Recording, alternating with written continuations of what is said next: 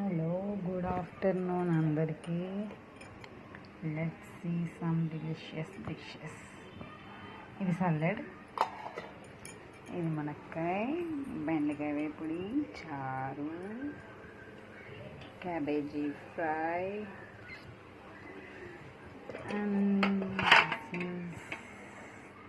బఠానీ కూర, అన్నం,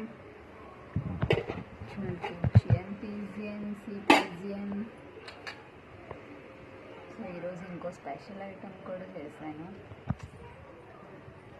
డ్రై ఫ్రూట్ లడ్డూస్. షేప్లో లేవు కానీ టేస్టీగా ఉన్నాయి. నేను టేస్ట్ చేశాక బాగుంది.